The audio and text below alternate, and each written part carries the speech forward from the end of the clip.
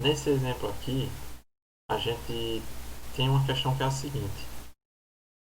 Valéria estuda um algoritmo de ordenação de, de ordenar a rede de inteiros. Depois de estudar a teoria, ela foi para as tarefas práticas. Como resultado, ela escreveu um programa que ordena uma rede de N inteiros, em ordem não decrescente. O pseudocódigo do programa, escrito por Valera, está dado abaixo. E a entrada do programa tem um número n e um array a.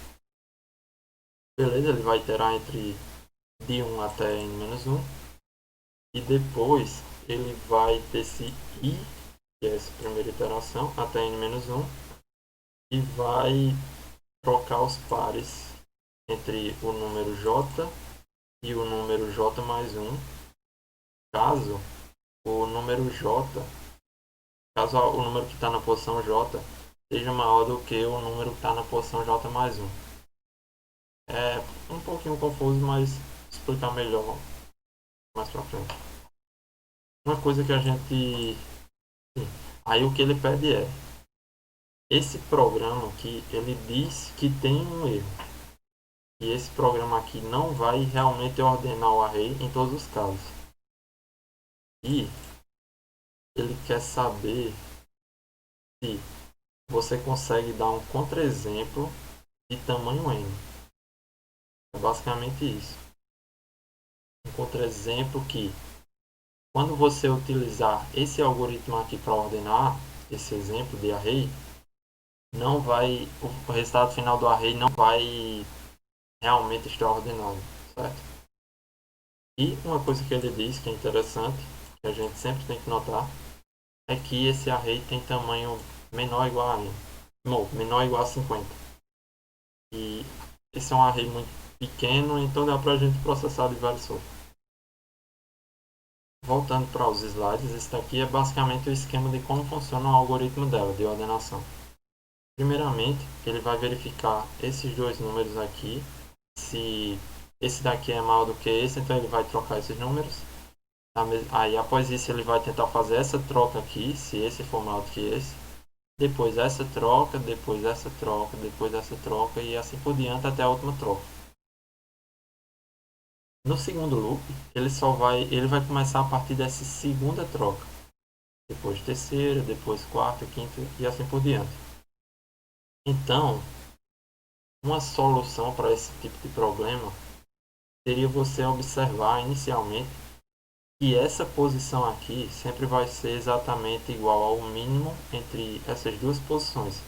Porque a partir do momento que a gente faz essa troca, caso esse seja maior do que esse, ou a gente não faz essa troca caso o menor entre os dois já esteja aqui, a gente nunca mais vai mexer nele.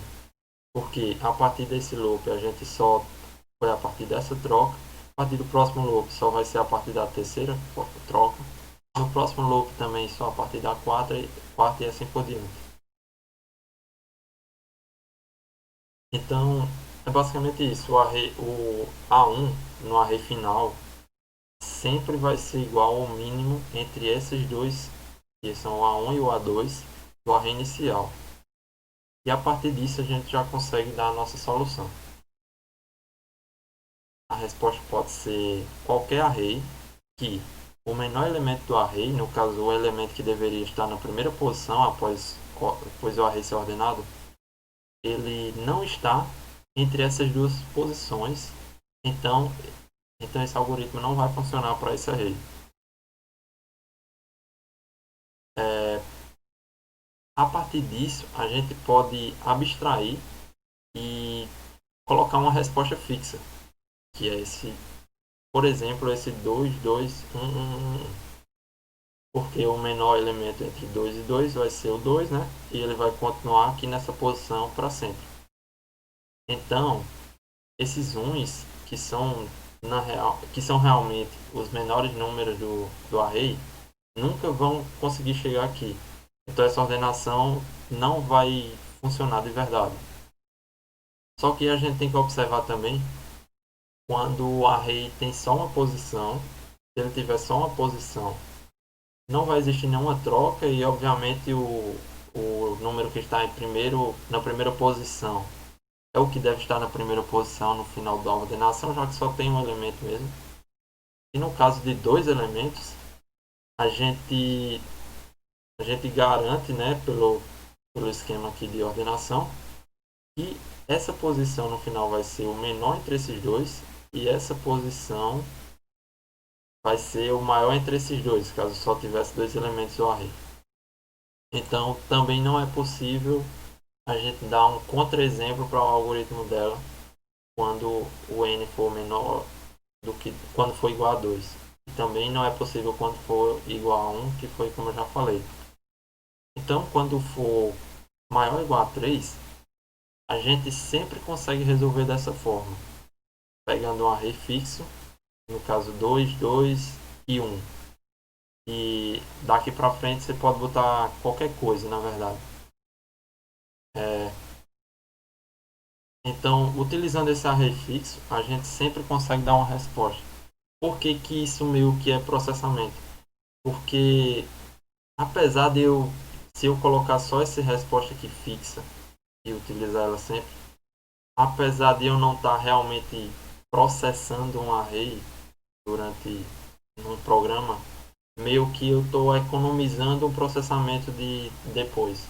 Eu não vou receber o n e vou calcular um novo array, porque eu já tenho a resposta desde antes.